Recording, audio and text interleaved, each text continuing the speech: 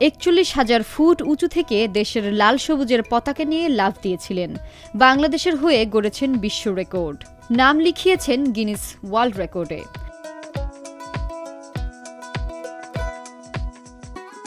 Skydiver এই আশিক চৌধুরী এখন বাংলাদেশের বিনিয়োগ উন্নয়ন কর্তৃপক্ষের বিডার নির্বাহী চেয়ারম্যান।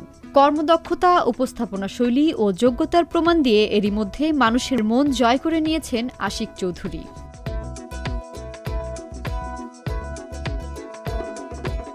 তবে যতই দিন যাচ্ছে ততই আশিক চৌধুরীকে নিয়ে কৌতূহল আরও বাড়ছে সবার মধ্যে। কারো প্রশ্ন, এতদিন কোথায় ছিলেন আশিক চৌধুরী, কী করতেন, আরও অনেক প্রশ্ন। ২০২৪ সালের ১২ সেপ্টেম্বর জনপ্রশাসন মন্ত্রণালয়ের চুক্তি ও বৈদেশিক বিনিয়োগ শাখার উপসচিব এটিএম শরীফুল আলম স্বাক্ষরিত একটি প্রজ্ঞাপনে অন্যান্য প্রতিষ্ঠান ও সংগঠনের সঙ্গে কর্মসম্পর্ক পরিত্যাগের শর্তে আশিক চৌধুরীকে সিনিয়র সচিব পদমর্যাদায় বিডার নির্বাহী চেয়ারম্যান পদে নিয়োগ দেওয়া হয়।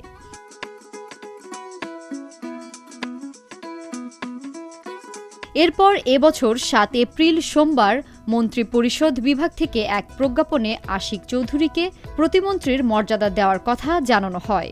আশিক চৌধুরী সিঙ্গাপুরে বহুজাতিক the Hong Kong and Shanghai banking কর্পোরেশনের রিয়েল অ্যাসেট ফাইন্যান্স বিভাগের সহযোগী পরিচালক হিসেবে কর্মরত ছিলেন। কিন্তু প্রধান উপদেষ্টার একটি ফোন কলে তিনি বাংলাদেশে বিনিয়োগ উন্নয়ন কর্তৃপক্ষ বিডার দায়িত্ব নিয়েছেন।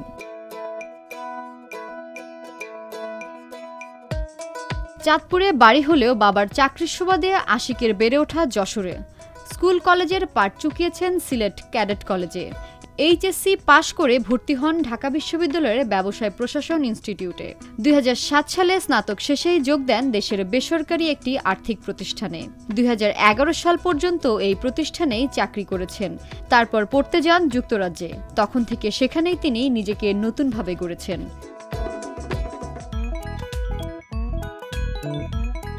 বিডার নিয়োগের বিষয়ে গত বছরের ৬ নভেম্বর আশিক চৌধুরী নিজের ফেসবুক পোস্টে লিখেছেন, সরকারি চাকরির আজকে ১ মাস হলো।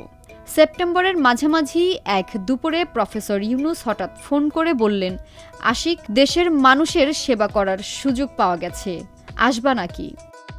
আমি নন্দিনীকে জিজ্ঞেস না করেই রাজি হয়ে গেলাম। জানতাম ও কোনোদিন মানা করবে না। ৫৯ সেকেন্ডের এক হোয়াটসঅ্যাপ কলে আমরা সিঙ্গাপুরের বিলাসী জীবন ছেড়ে ছুড়ে দেশের পথে রওনা দিলাম বিনিয়োগ উন্নয়ন কর্তৃপক্ষের দায়িত্বে, বন্ধুদের ভাষায় বাংলাদেশের চিফ মার্কেটিং অফিসার হিসেবে।